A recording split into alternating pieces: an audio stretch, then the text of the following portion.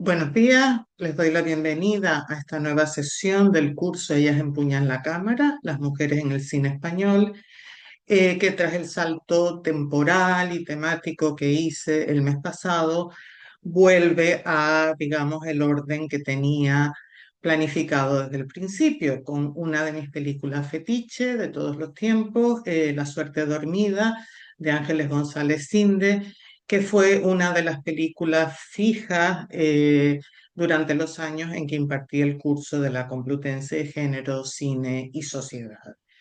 Y bueno, y tengo mucho que decir, así que voy a empezar ya antes de perder más tiempo. Bueno, lo he titulado Explotación laboral y corrupción político-empresarial, que suena un poco cacofónico, pero básicamente es de lo que se trata, aunque la explotación va inherente, el tema es más que nada la siniestralidad laboral, pero ello lleva aparejado, por supuesto, un contexto de explotación. Aquí siempre me pasa lo mismo. Vemos el cartel del que hablaré un poco luego y aquí a la directora frente a una cámara. A la hora de establecer un contexto, como he hecho otras veces, temático o sociohistórico o socioeconómico, me resultó un poco raro porque me di cuenta al empezar a planteármelo que realmente no ha cambiado mucho desde 2003. Bueno, cambió mucho en medio porque hubo una crisis gordísima, pero que visto desde ahora, desde, iba a decir 2025, ya estamos en 2026, aunque todavía no me acostumbro, realmente la película podía haberse realizado el año pasado perfectamente y nada cambiaría, porque lo único que la sitúa temporalmente es la ampliación del aeropuerto de Barajas, pero quienes no hayan vivido en Madrid en esa época o no acostumbren a coger aviones, podrían pensar que se está haciendo alguna ampliación en estos momentos, porque de resto todo el contexto que nos presenta es muy parecido. En aquella época gobernaba el PP con José María Aznar, que gobernó entre 1996 y 2004.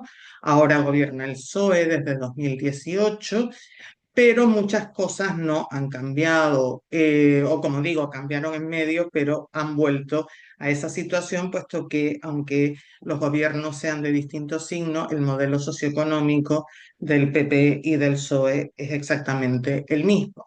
Cambia en lo cuantitativo, por supuesto hay diferencias a nivel de derechos, pero el modelo socioeconómico es el modelo neoliberal salvaje. En aquella época hablo del paro porque es un tema que atraviesa toda la película, ¿no? Hay, puesto que sé, el padre de Agustín está en el paro, Genaro teme quedarse en el paro, Amparo se queda en el paro. Y bueno, la cifra oficial en aquel momento, en 2003, era del 11,5% y ahora los datos de 2024 lo sitúan en el 10,6%, o sea, prácticamente el mismo.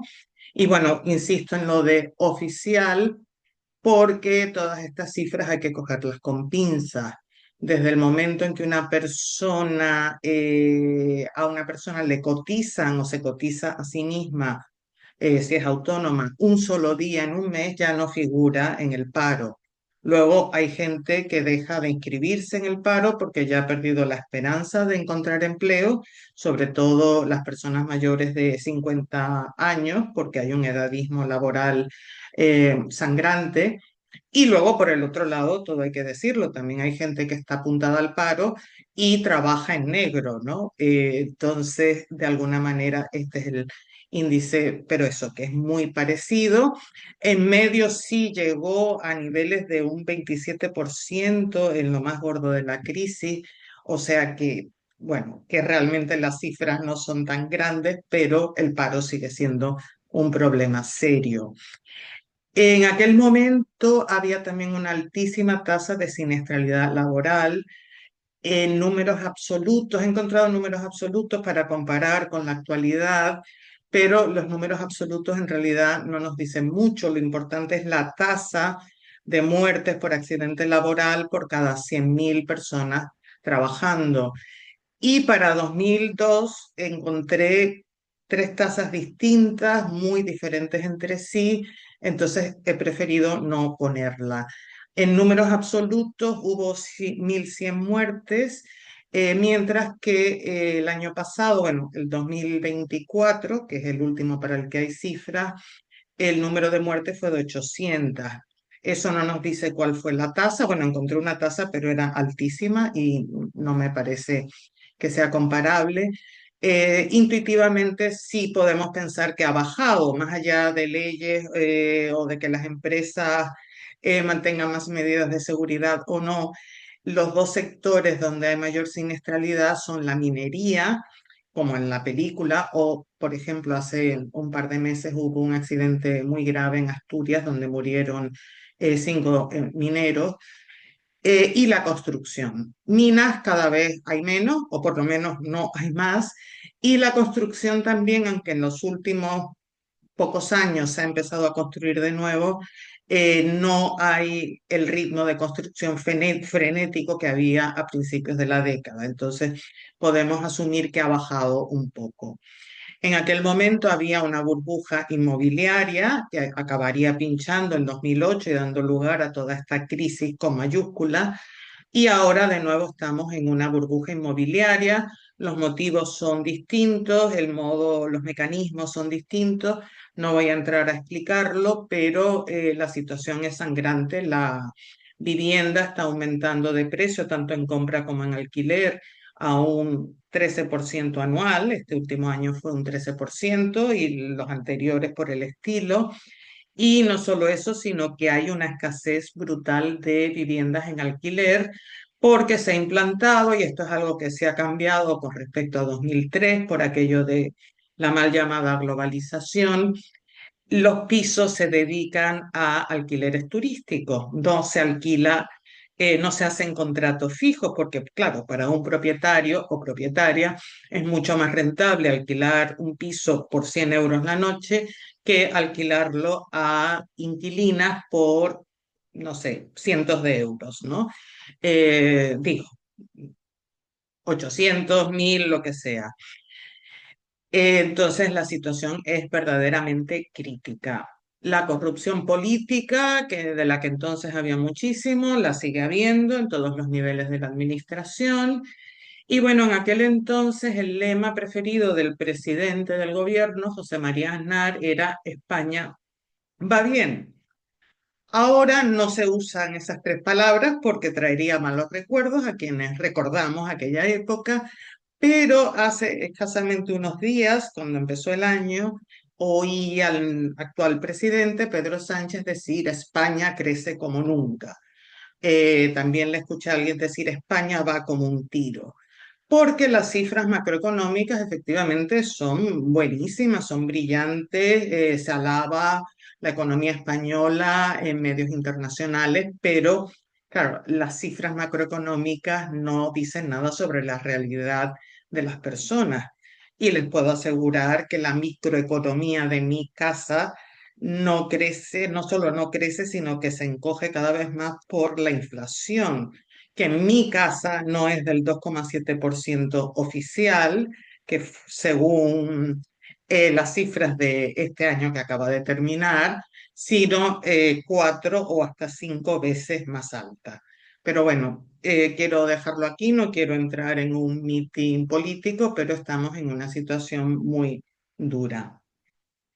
Esta película se inscribe dentro del cine social. Decía, para quienes han visto la sesión anterior, que en España se hace muy poco cine social. Y bueno, y primero voy a definirlo. Cine social realmente es todo aquel que denuncia problemas sociales, económicos y o políticos con la intención de concienciar al público. Entonces, ello incluye pues la situación económica de las clases trabajadoras en el contexto del neoliberalismo y la estructura de clases, por supuesto. Incluye pues la corrupción político-empresarial que va de la mano de la situación socioeconómica, incluye la lucha por los derechos de colectivos oprimidos como personas con discapacidad, personas racializadas, personas LGB, las violencias contra las mujeres, e incluso en el caso español la recuperación de la memoria histórica de la guerra civil y el franquismo.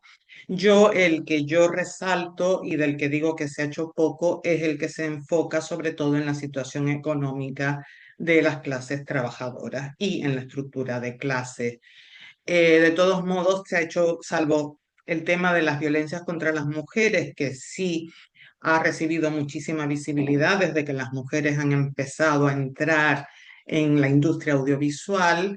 Los demás se han tocado muy poco, o sea, las personas racializadas, con discapacidad, etcétera, siguen invisibilizadas en el cine español. La recuperación de la memoria histórica sí se abordó mucho en la segunda mitad de la década de los 90 y primera década de este año, pero desde entonces pues las películas van a cuentagotas. Entonces, en cuanto a este cine social de tipo más económico, que es también político, en España, como digo, se hace poco. De hecho, cine estrictamente político, el cine social siempre es político, el político no siempre es social en el sentido de hablar demasiado de la situación de las clases sociales, pero es curioso que en España, España sea el único país occidental donde no se hacen, por ejemplo, series políticas, que a mí me fascinan. Series que se han hecho, incluso en Estados Unidos, que es la democracia menos democrática de todo el mundo occidental, se han hecho series sobre, cuando digo cine, series políticas, me refiero a series que giran en torno a personajes políticos ficticios, presidentes, presidentas, ministros, ministras, de partidos reales o ficticios, aunque normalmente se les suele situar dentro del arco de izquierda a derecha, que no suelen, que nos muestran los entresijos del poder, nos muestran las ambiciones, las traiciones, las concesiones. No suelen ser series revolucionarias necesariamente, o sea que podrían perfectamente hacerse también aquí.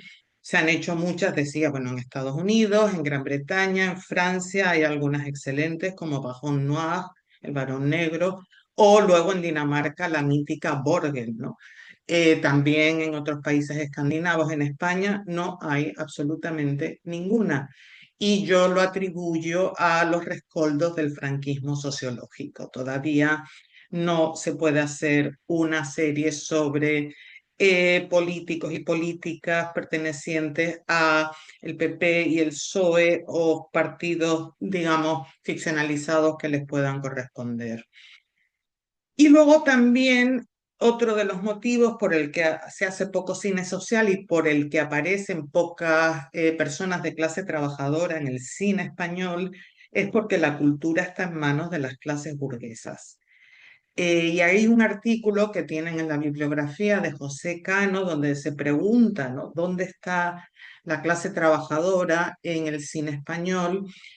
Y da unas cifras que son verdaderamente espeluznantes sobre Reino Unido, es donde según una encuesta que se hizo entre 1970 y ahora los años 20 del siglo XXI, el porcentaje de personas del mundo de la cultura, ya sea cine, literatura, otras artes, provenientes de la clase trabajadora, se ha reducido a la mitad, de un 17% aproximadamente a menos de un 8%.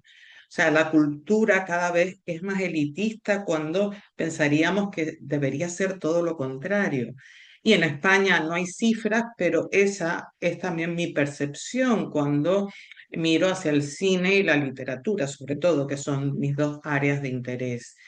Y creo que otro de los motivos es el conformismo generalizado de esta sociedad, donde no se digamos, no se critica, no hay manifestaciones. Hubo aquel maravilloso movimiento del 15M que empezó en 2011 en lo grueso de la crisis, pero que se ha ido diluyendo hasta quedar en nada.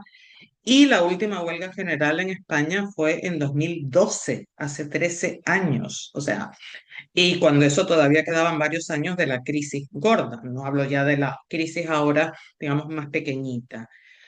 Entonces, bueno, esto también puede tener que ver con los restos del franquismo, del que, bueno, de cuya muerte se han cumplido 50 años, pero hay cosas que no han cambiado. He puesto aquí una selección de películas de tema social, de todo, digamos, desde principios del milenio, del siglo. En realidad podrían caber aquí todas las que puse en las sesiones sobre migración y racismo, porque la migración es parte, digamos, fundamental, esencial del sistema socioeconómico, es lo que sostiene al sistema socioeconómico, la migración preferentemente irregular y el racismo que la acompaña para evitar que las clases explotadas, que incluyen a migrantes, pero también a la población autóctona, no se unan en una lucha por sus derechos. Entonces podrían estar todas aquí porque todas tienen ese componente también socioeconómico. He puesto solo Poniente de Chus Gutiérrez porque es la que muestra claramente cómo ese racismo estructural socioeconómico y bueno, y el truco del mango de Santiago Sanú, que muestra también no solo los problemas de la población migrante o migrante descendiente, sino también población autóctona en un barrio marginal. Bueno, incluido Los lunes al sol, que a mí personalmente no me gusta, es una película machista, aparte yo no soporto a Javier Bardem, opinión subjetiva, pero fue un revulsivo en su momento porque realmente, aunque había muchísimo paro, era un tema del que no se hablaba en el cine.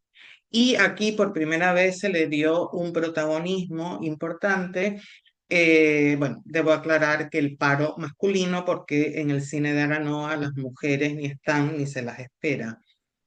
Obviamente en La suerte dormida solo vemos hombres, pero porque la minería es un sector masculinizado. Aparte, incluido El patio de mi cárcel de Belén Macías, que es un drama carcelario, varias películas sobre la crisis, lo que se ha dado en llamar el cine de la crisis, que muestra pues el tema de, bueno, 5 metros cuadrados, las promotoras que vendieron pisos sobre plano y luego se mandaron mudar sin terminarlo y sin que las personas hayan podido recuperar su dinero. Y luego sencillamente problemas o fenómenos de Alfonso Zarauza, Techo y Comida, que es una joya de Juan Miguel del Castillo, que muestran realmente esa crisis brutal, los desahucios y bueno, y la pobreza extrema a la que se llegó en muchos casos. La hija de un ladrón de Belén Funes, que ya no está tan relacionada con el cine de la crisis, pero muestra la situación de exclusión social de una madre soltera joven. He incluido Sis Dies Corrents de Neus Bayús, que es una especie de cinema verité, y del que ella habla en ese artículo de José Cano que mencioné. Matria de Álvaro Gago, que para mí en 2023 fue la única película de temática social que se desarrolla en Galicia con una mujer que hace un poco de todo, es limpiadora, es perseveira, hace de todo.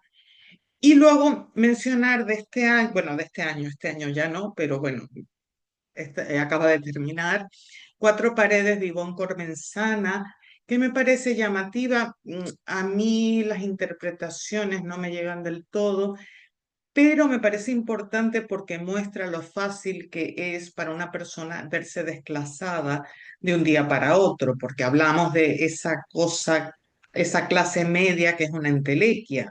Si dependes de un sueldo para vivir, eres clase trabajadora y si no necesitas un sueldo, eres clase burguesa.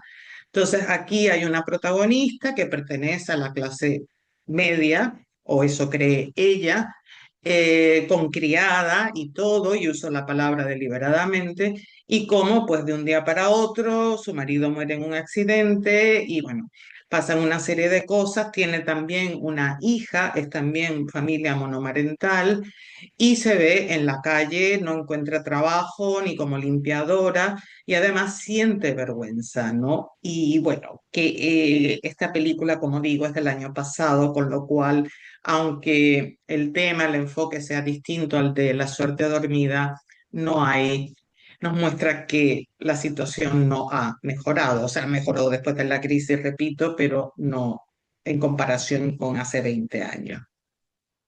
Y ya paso a hablar de la directora Ángeles González Cinde, Nació en Madrid en 1965, o sea, pertenece a lo que yo llamo la generación Tima, aunque ella no participó en la fundación ni es socia, pero es la misma generación, pues, de Isiar Boyaín, de Isabel Coixet, de Chus Gutiérrez, de Elena Taberna. Estudió filología clásica en la Complutense, luego hizo un máster de guión en la Autónoma de Madrid y luego también recibió formación en el American Film Institute de Los Ángeles. Ella empezó como guionista realmente y de hecho he puesto aquí una selección porque, bueno, si no se hacía muy larga la lista, me quedaron tres o cuatro fuera.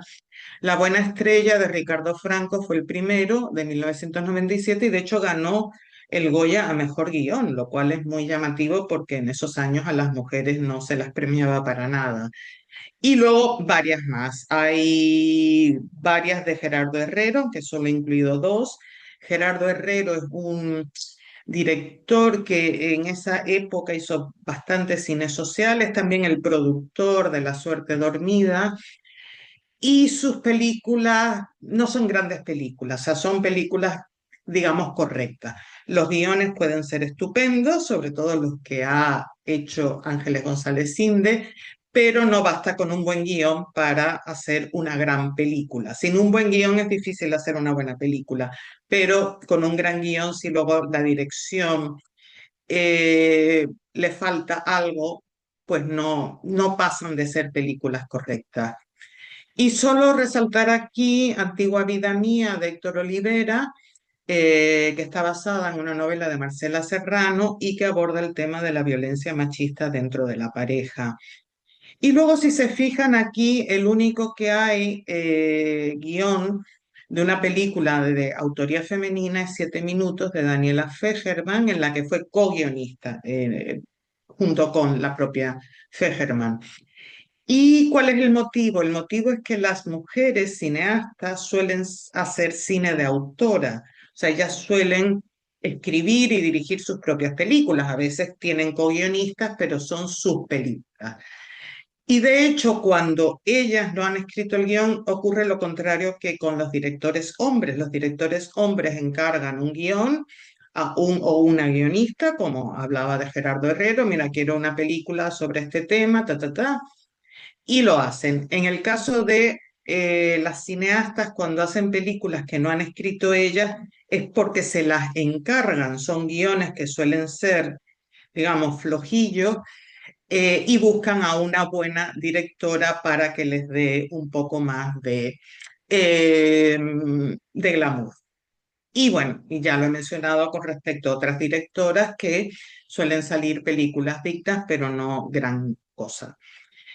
En cuanto a sus largometrajes como directora, La Suerte Dormida fue su ópera prima y de hecho ganó Mejor Dirección Nobel, lo que he dicho ya varias veces, que las mujeres hacen mejores óperas primas porque tienen más dificultades para acceder a la dirección, incluso cuando, como Ángeles González Cinde, tienes los apellidos, porque su padre era director, productor y guionista. Y recibió ese Goya, también estuvo nominada Adriana Ozores como mejor actriz principal, pero ese fue el año de Te doy mis ojos. Entonces, por muy buen papel que haya hecho Adriana Ozores, realmente no podía competir con el de Laia Marui en Te doy mis ojos, que era un papel durísimo de interpretar. Y yo creo que de hecho, por eso mismo que he dicho de que fue el año de Te doy mis ojos, no tuvo más nominaciones La Suerte Dormida. Yo creo que tendría que haber tenido por lo menos a mejor guión y a mejor actor de reparto para Pepe Soriano, el padre, el que interpreta al padre de Amparo, que no tuvo ni una nominación y de hecho sí recibió la medalla del Círculo de Escritores Cinematográficos como mejor actor de reparto.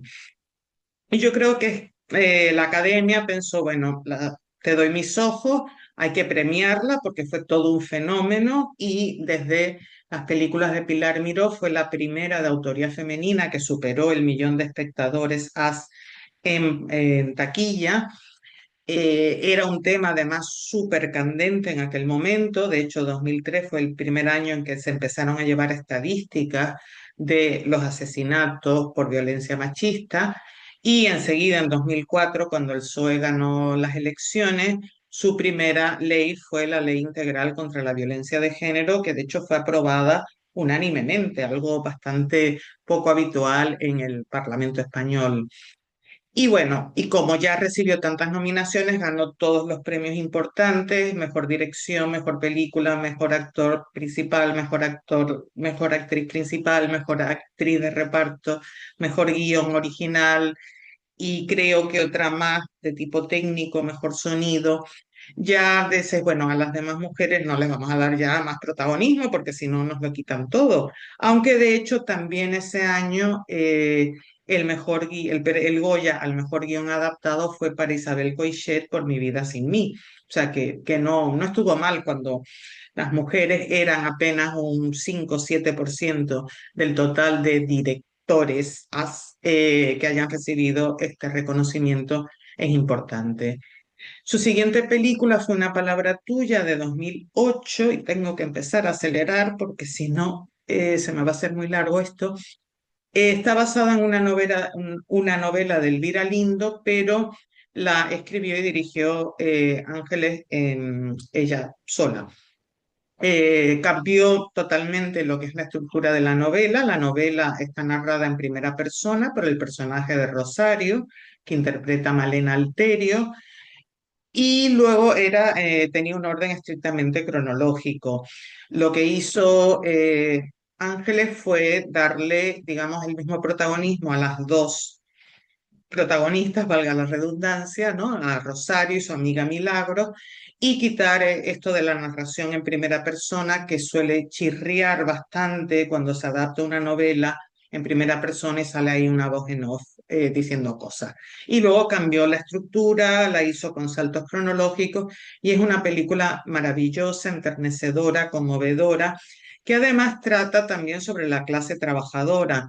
No es propiamente una película de denuncia, aunque sí vemos al principio que las dos protagonistas están en situación precaria económicamente, pero luego les sale una contrata de limpieza municipal, básicamente de barrenderas, que es un trabajo muy denostado, y se enfoca simplemente en lo que es su vida, sin que haya propiamente denuncia. Vemos que es un trabajo duro, hace un frío brutal por las noches en ese Madrid, además donde la gente deja la basura, los restos de los botellones son espantosos, pero creo que es importante, igual que dije cuando hablé de la migración, que lo que echo de menos ahora es que se hagan películas sobre personas migrantes o migrantes descendientes, personas racializadas en suma, a las que les pasen otras cosas, no solo cuestiones de racismo y migración, sino el mismo tipo de situaciones que les ocurren a los personajes autóctonos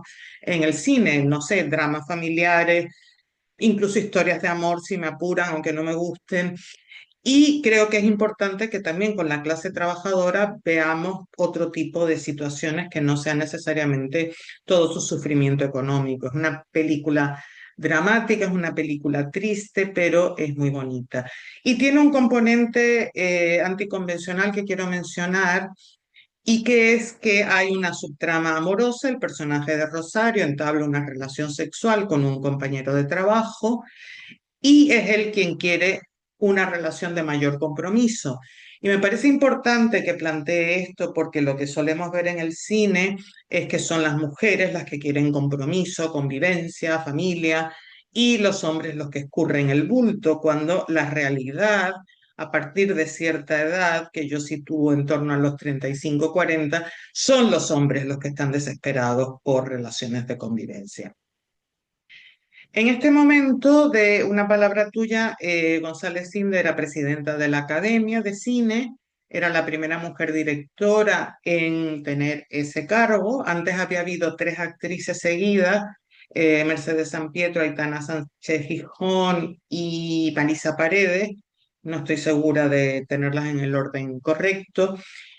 Y yo, mi opinión mal pensada es que se ponía actrices porque el cine español iba muy mal en aquella época, y de alguna manera el tener actrices les daba glamour a la academia, porque anteriormente los presidentes hombres eran todos productores o casi todos productores y directores.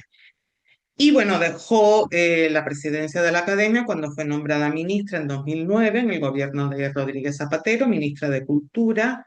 De hecho, estuvo justo 2 semanas después de asistir presencialmente a mi curso de la Complutense. Yo, vamos, no sabía nada.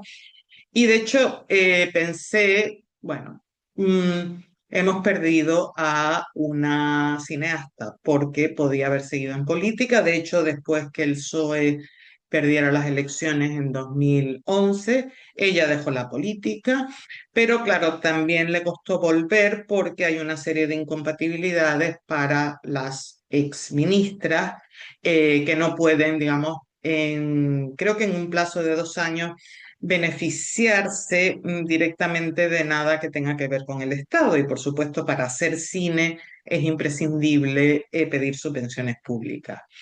Entonces, ella lo que hizo fue dedicarse a escribir novelas, es muy buena narradora, como de hecho se ve, puesto que es muy buena guionista.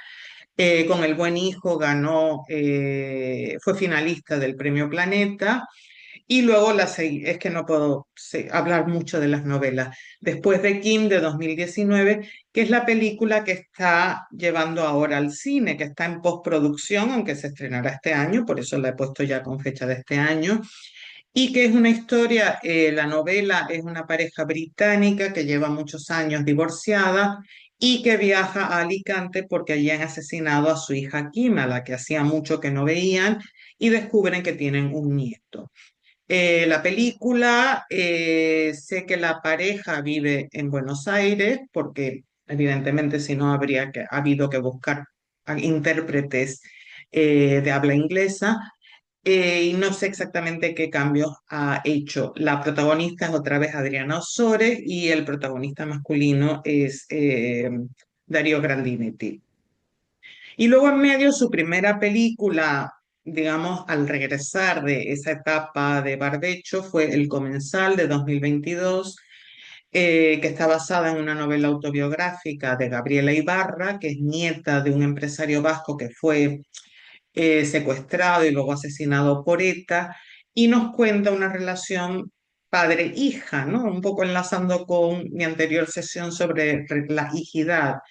Y aquí es la hija o sea, la nieta de este empresario que intenta que su padre le cuente sobre aquella época, pero su padre nunca ha podido gestionar ese duelo, es un poco como Amparo en La suerte dormida, porque se siente culpable, porque él era muy jovencito, pero era el mayor de 4 hermanos As, y siempre le quedó esta cosa de que no consiguió el rescate. No lo consiguió, a lo mejor si hubiese sido mayor tampoco lo habría conseguido, pero no quiere hablar del tema y su hija poco a poco se lo va sacando.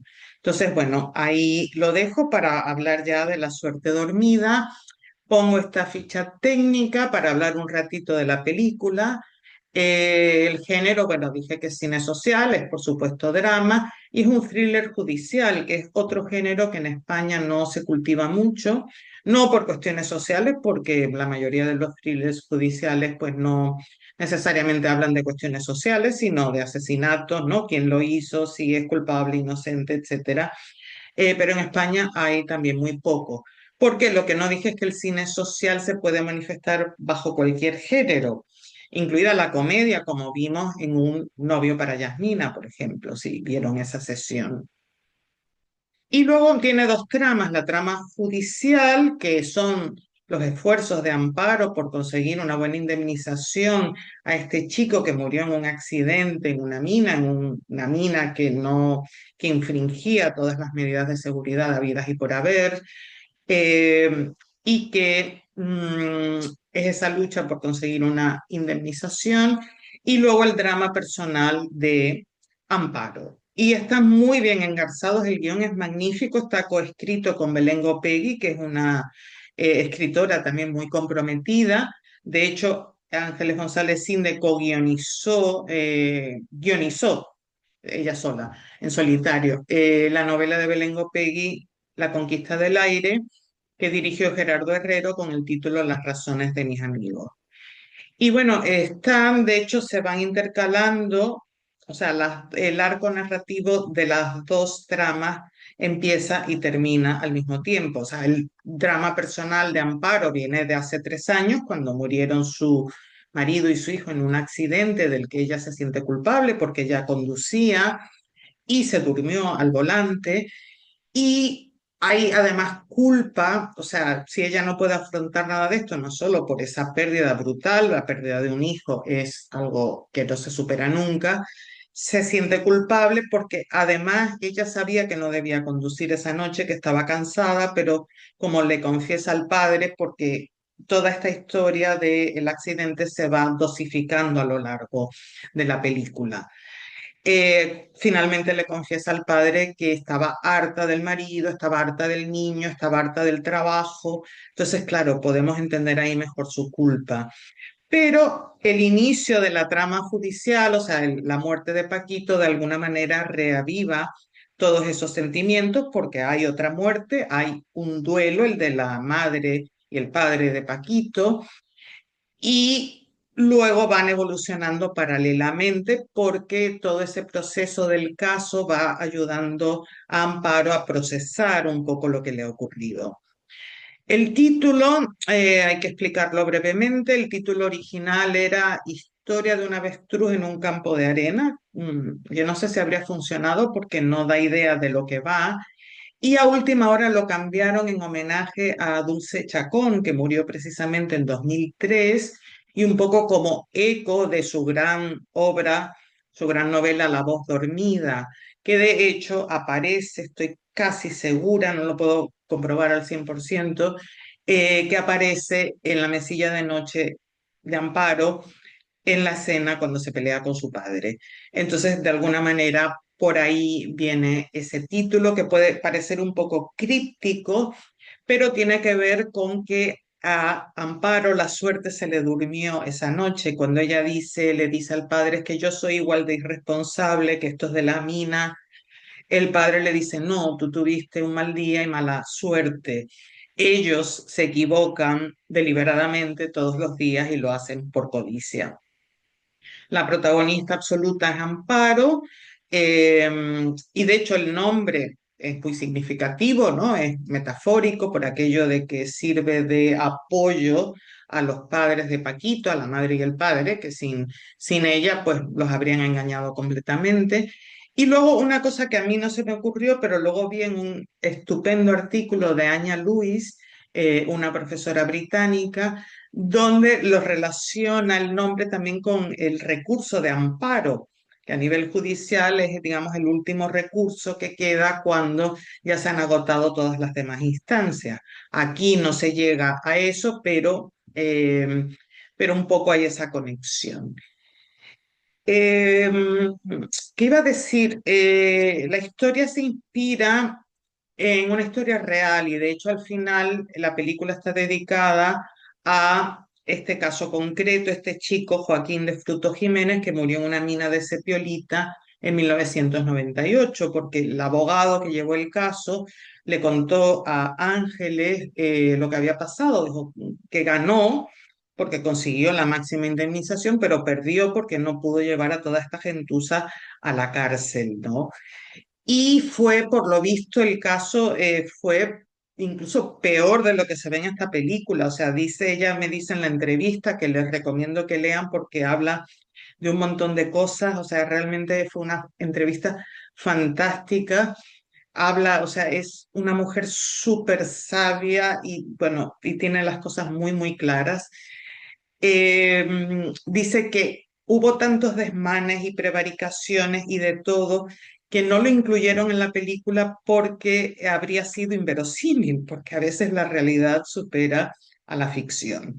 Y luego tenemos varios personajes secundarios, el padre y Agustín sobre todo, y el resto, los espacios son urbanos, hay bastantes exteriores, pero hay más interiores porque lo importante, casi todo se desarrolla en interiores, es el presente y el desarrollo cronológico estrictamente lineal.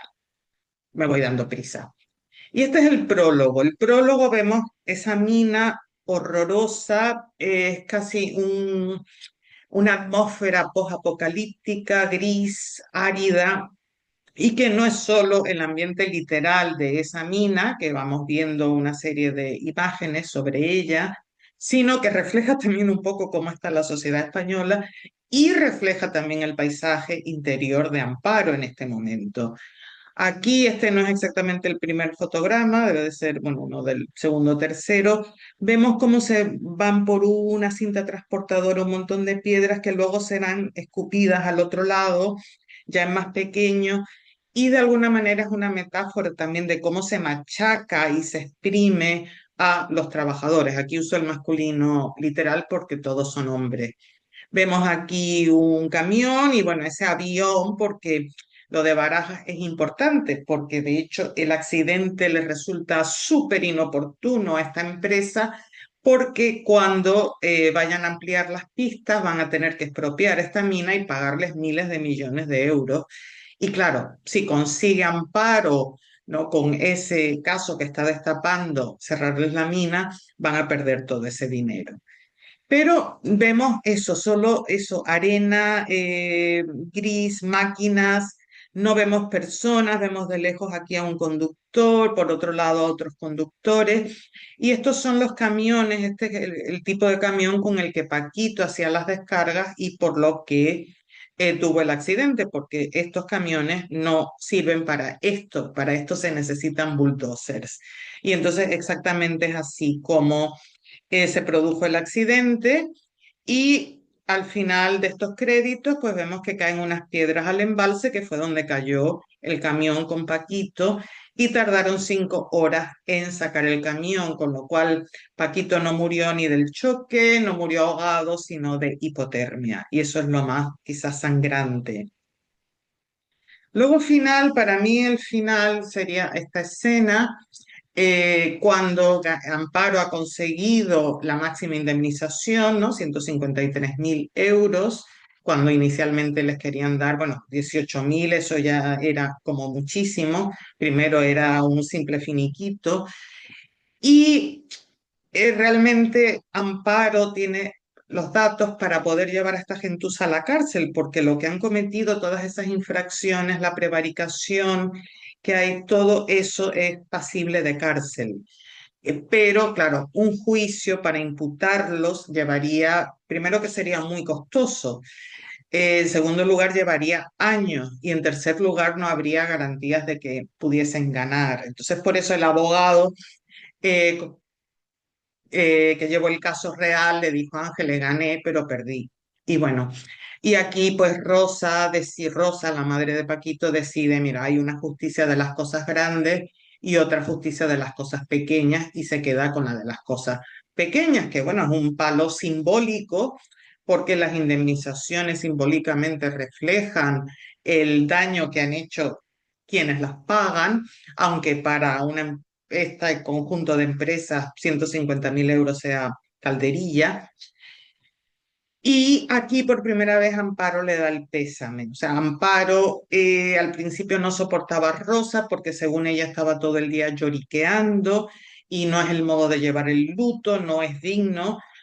Y yo creo que ella al final se da cuenta de que a lo mejor el modo de llevar el duelo de Rosa es más sano. O sea, Rosa lo ha ido lloriqueando, comillas, porque ahí son las palabras de Amparo, y quizás eso le va a permitir superarlo mejor que meterse, encerrarse bajo la arena como ha hecho Amparo.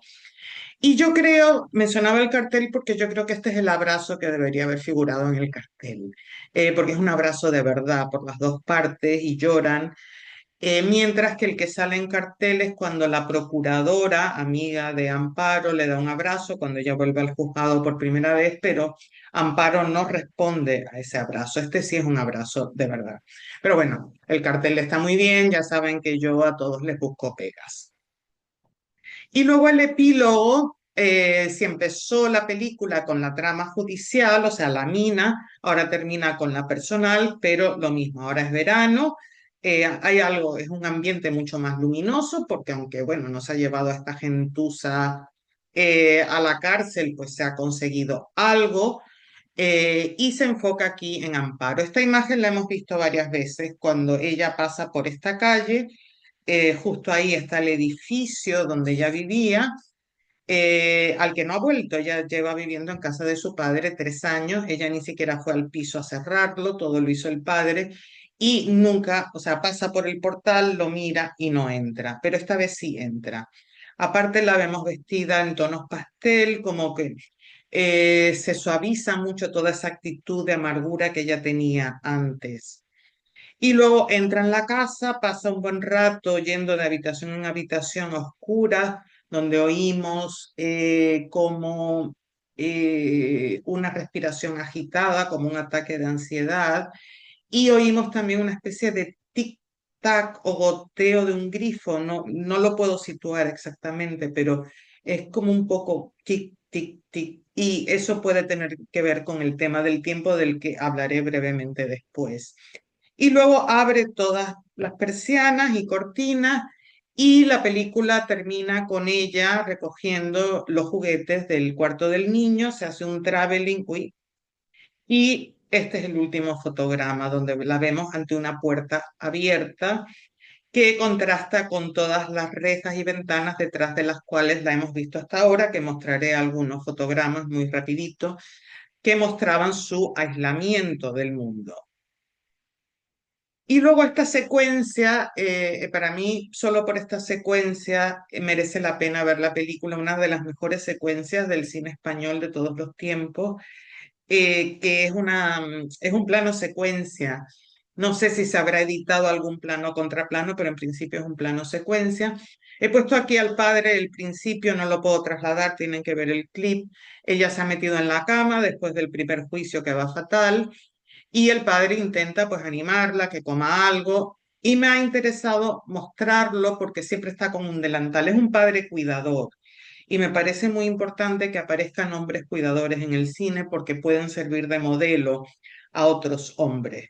Aunque por lo visto no es, en la realidad no es tan extravagante, ¿no? En la entrevista Ángeles me dijo que ella tenía amigas cuyos padres estaban ya jubilados y como sus parejas seguían trabajando, eran ellos quienes se ocupaban pues de la casa y de todo, ¿no? Pero bueno, aquí hay esta escena en la que Amparo apaga la luz desde la mesilla de noche, el padre la enciende, la apaga, la enciende, ocurre varias veces porque ella no quiere hablar y él insiste en hablar. Y luego van hacia la cocina, ella se sienta en la cocina, esta es su actitud, ¿no? La historia de un avestruz en un campo de arena. El padre le reclama, le dice, pero bueno, es que esto, tú no sabes lo que siento yo, o sea, yo fui a levantar los cadáveres, yo fui al entierro, ella no fue al entierro, yo cerré tu casa y te veo siempre amargada y va a haber otro niño en esta casa y vas a tener que aceptarlo porque el hermano de Amparo está embarazada, bueno, la pareja del hermano está embarazada, van a tener una niña y cada vez que el padre saca el tema, ella, vamos, ni siquiera disimula, simplemente mira para otro lado. Y el padre llora, o sea, por eso digo, es una interpretación excelsa y al final ella le chilla, le dice que no lo soporta, que no soporta sus concursos, le rompe el reloj de arena, que veremos luego, y acaba diciéndole, ojalá te hubieses muerto tú. Y el padre le da un tortazo que a mí me parece muy merecido, sin que parezca, o me da igual si les parece apología de la violencia machista, pero creo que está muy merecido. Y bueno, ya ahora pasando más a la trama del poder, me parece este fragmento, este fotograma perfecto. Este es el director de Mina, gracias al cual se permiten todos estos trapicheos, este homicidio voluntario, porque podríamos llamarlo homicidio voluntario, porque es él el que, digamos, dirige el Departamento de Minas de la Comunidad de Madrid y su hijo es el dueño de Tulsaco. Pero esta imagen con este señor allá, al final de esta mesa larguísima, nos muestra primero lo lejos que están quienes gobiernan de la gente real y luego lo inalcanzables que son a nivel de justicia, o sea, la impunidad rampante de la que gozan. Y luego aquí vemos a, pues eso, los otros, el que dirige la empresa donde trabajaba Paquito, su abogado, el abogado estrella que se han traído de Bilbao, y otro abogado más. Y como hay varias reuniones de este tipo donde planifican cómo retorcer la justicia, cómo abusar de su poder para conseguir lo que quieren. Entonces aquí he puesto sus víctimas. Obviamente las víctimas fundamentales son Paquito, que murió, y su madre y su padre, Amparo, que pierde su empleo, pero Genaro, que era amigo de la infancia de Paquito y trabajaba con él, no solo en la mina, sino que luego trabajaban juntos construyendo un polideportivo. Genaro no quiere hablar, tiene miedo a hablar porque teme perder su trabajo, ¿no? Y quedarse en la calle, porque además suponemos, no solo por él, suponemos que su madre también depende de él, vive con su madre, a la que por cierto no trata muy bien, y él en algún momento llora cuando Amparo, primero él no quiere hablar, luego Amparo le enseña fotos, le dice que murió de hipotermia y él dice que él lo vio, que él quiso tirarse pero no pudo. Pero al final él sí va a testificar en el primer juicio contra la empresa, pero de hecho no lo echan. Como dice Floro, les conviene más tenerlo asustado porque descubren que él ha estado trabajando por las tardes en este polideportivo. Prefieren tenerlo, digamos, ahí acojonado, valga la expresión, no me gusta esa expresión, pero me ha salido, lo siento, el directo, eh, porque si lo echan es libre ya entonces para denunciar lo que sabe. Entonces lo mantienen ahí, pero acobardado. Luego, Agustín, no puedo entrar en esta relación que entabla Agustín con Amparo, es el chico, el estudiante de minas al que ella contrata para que la ayude. Mantienen una relación sexual anticonvencional también porque es mucho más joven que ella y él al final la traiciona porque a él lo compran de alguna manera. Su padre llevaba 2 años en el paro, le ofrecen un trabajo y resulta que es una empresa también dedicada a la minería y entonces en algún momento lo llaman y lo obligan, lo coaccionan para que cuente todo lo que sabe. Y Amparo pierde de repente todo. Yo pensé que ella se iba a quedar deshecha porque ella se ha ilusionado con este chico. De hecho, cuando él va a cenar, pero en realidad no se queda a cenar porque a lo que va es a llevarse la cinta donde han conseguido pruebas de cómo se gestiona la mina y le pone en su lugar un DVD, no, un videocassette en blanco. Ella está un poco entontecida y es ahí cuando él la deja, pero claro, luego ella descubre que no solo la deja, sino que ha perdido el caso, lo ha traicionado, la ha traicionado, pero ella sigue para adelante, ¿no? Y luego, bueno, aquí Miguel Ángel, que es el jefe de la gestoría donde trabajaba Amparo, no es propiamente una víctima, ¿no? En el sentido de que, bueno, él sí, le obligan a despedir a Amparo, a cambio le dan unos pequeños clientes nuevos de Tulsaco, pero pongo víctima en el sentido de que abusan de su poder. Él dirige esta oficina y, bueno, le monitorizan las llamadas a Amparo, le presentan el despacho, le presentan el ordenador y, bueno. Y luego también con comillas, la funcionaria que ha querido hacer, que ha intentado pues denunciar todas las infracciones de la mina, que ha querido hacer otro informe sobre la muerte de Paquito y ella pues su castigo son unas vacaciones pagadas. A mí ella me da bastante menos pena que Genaro o Agustín. Porque, bueno, primero, eso es una baja por hepatitis, las bajas por hepatitis son de meses, y luego ella no puede perder su empleo realmente porque el funcionariado es vitalicio. En todo caso, es posible que tema que, puesto que esta gente es súper mafiosa, ¿no? Y ya hemos visto cómo se las gastan, que puedan, no sé, incriminarla de algún delito que sí la obligue que sí permita que la despidan como funcionaria. Y luego aquí vemos, se me está yendo el tiempo, Amparo frente al poder. Cuando va al juzgado, vemos este contrapicado del edificio del juzgado que de nuevo no solo muestra la angustia que le genera Amparo, porque ya ha dejado la abogacía después del accidente, sino de nuevo, o sea, lo inalcanzable que es la justicia, ¿no? Y frente a ello, en contraplano, la vemos a ella en picado, muy pequeñita, muy pequeñita, muy pequeñita, tanto por su cuestión personal como porque ella como dirán luego hablando con Floro y Rosa, ella es solo una pulga, pero como también le dice Rosa, a la que ella al principio desprecia un poco, pero Rosa acaba siendo mucho más sabia que Floro. Dice, una pulga puede hacer mucho daño incluso a un caballo, porque ella y Floro regentan un picadero, son los encargados del picadero donde Amparo tiene un caballo. Aquí la vemos en el pasillo antes del primer juicio, la vemos rodeada de estos señores trajeados, ella se ve como pequeñita también, ese traje que no la favorece en absoluto, que yo creo que la muestra como constreñida, atrapada, ¿no? Aparte gris, como ese ambiente. Y luego, bueno, del primer juicio, el primer juicio y el segundo son muy distintos. Eh, este es una toma del segundo, en el primero hay una toma muy parecida, solo que quien está aquí, este es Medina, el hijo del director de minas y dueño de Tulsaco. En el primer juicio vemos desfilar a una serie de testigos, los cuales mienten todos, salvo Genaro, y solo vemos ese desfile, un montaje muy, muy rápido, mienten, mienten, mienten, yo hago lo que me mandaban. No vemos a Amparo, sino un poco cuando se enfoca a los testigos, le vemos un poco de la cabeza y solo se la ve al final cuando Genaro cuenta que eso, que no se respetaban las medidas de seguridad y le dice, estoy diciendo la verdad y ella lo mira como diciendo, yo sí te creo, pero el resto no.